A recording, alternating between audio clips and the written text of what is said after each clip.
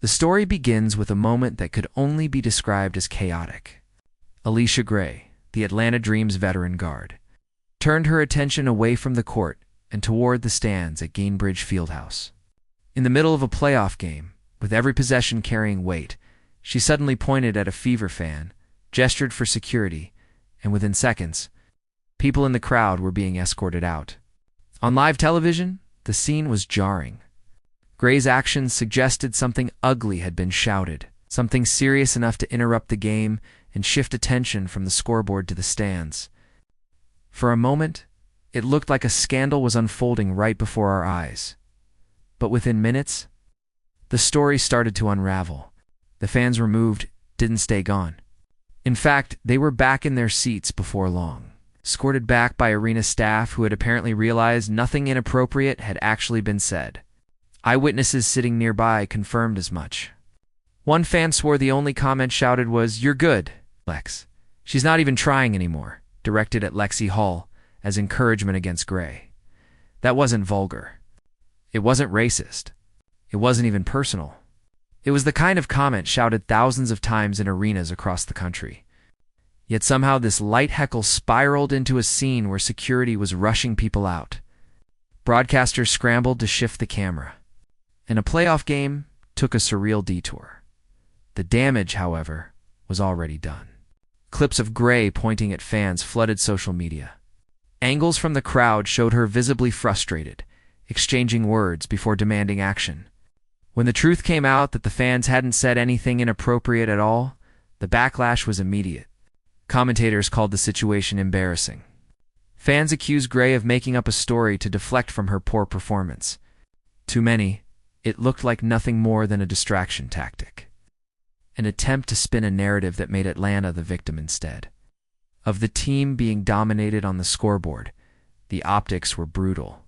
On one side, you had the Dream tangled in excuses, their star player exposed for apparently overreacting to harmless heckling. On the other, you had the Indiana Fever, a young team missing key players, writing a new chapter in their history by snapping a nearly decade-long playoff drought in front of their home fans. While Atlanta looked rattled, Indiana looked relentless. The contrast couldn't have been more stark, one team pointing at the stands, the other pointing at the scoreboard, and what a scoreboard it was. Indiana didn't just win, they suffocated Atlanta. Playing without Caitlin Clark, who had been ruled out for the rest of the season, the Fever had every excuse to crumble. Instead, they elevated. Kelsey Mitchell carried the scoring load, pouring in 19 points and hitting clutch threes whenever the Dream dared to creep back into the game. Aaliyah Boston was steady as ever, muscling her way to 15 points and anchoring the defense in the paint. Natasha Howard chipped in on both ends, her hustle and length breaking up plays. While Lexie Hull's energy turned into a game-altering buzzer beater to end the third quarter. The play that sealed it will be replayed in Fever highlights for years. With seconds left in the third, Boston went to work inside, scoring through contact to push the lead. On the ensuing possession, Chopetti ripped a steal, the clock ticking down, the crowd rising. The ball swung to Hull on the wing. She let it fly. Buzzer. Splash. The arena erupted, as if a lid had been blown off the roof. From that point on, Atlanta was finished. The game turned from a contest into a celebration. The Dream, meanwhile, couldn't buy a bucket. Held to just 60 points, they looked disjointed and unprepared for Indiana's intensity. Ryan Howard and Gray, the players expected to carry Atlanta, were bottled up, combining for just 19 points. Their body language told the story. Slumped shoulders, frustrated fouls, confused huddles. Indiana, on the other hand, played with joy, feeding off every stop. Every hustle play, every roar from the Gainbridge faithful, and that atmosphere mattered. The Fever hadn't hosted a playoff game since 2016. Nearly a decade of absence had left. The city starved for postseason basketball. When they finally got their chance, the fans showed up ready to explode. Red Now You Know shirts filled the arena, chants echoed through every possession, and the energy felt like an extra player on the floor. Even Caitlin Clark, sidelined in street clothes, stood the entire game, cheering every defensive stop. smiling with her teammates, serving as a visible symbol of unity. Her presence alone sent a message. This team wasn't broken without hurt, was determined. Afterward, head coach Stephanie White summed it up perfectly. In Game 1, she said, the Fever hadn't played with the desperation needed to win playoff basketball. In Game 2, they left no doubt. Every loose ball was contested. Every rotation was sharper. Every possession carried urgency. This was a group that refused to let injuries or excuses define them. The numbers tell part of the story. Indiana shot 42% from the field, out-rebounded Atlanta, and forced them into a miserable 5-4-19 night from beyond the arc. But the intangibles told the rest. The Fever played like a team, fighting for something bigger than just a win. They played for redemption, for respect, for their city. The Dream, by contrast, played like a team distracted. Their focus scattered between the crowd, the officials, and a scoreboard slipping away. By the time the final horn sounded on Indiana's 77-60 win, the contrast was undeniable. Alicia Gray's moment with the crowd was already being labeled a hoax online.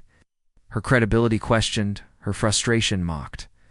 Meanwhile, the Fever's celebration rang out through Gainbridge, as fans stayed long after the game ended, soaking in a night they hadn't experienced in years.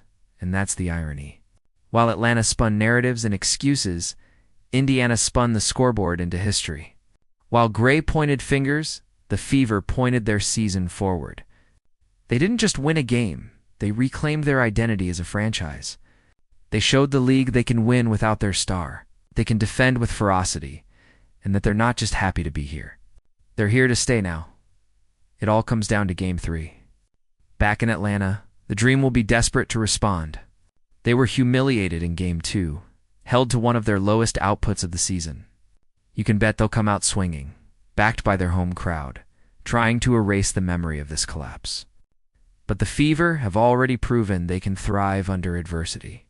If they bring the same defensive intensity, if Mitchell stays hot, if Boston controls the paint, and if Hull or Timpson provide another spark, they could walk out of Atlanta not just with a series win, but with the loudest statement of the postseason.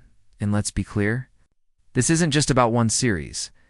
This is about the future of a franchise that's been through years of losing, empty seats, and forgotten seasons. With Clark sidelined, but still a visible leader, with Boston growing into a dominant interior presence, and with Mitchell finally getting her due on the big stage, the Fever are building something real. This game to win wasn't just a victory. It was a signal that Indiana basketball is back. And they're not waiting until next year to prove it.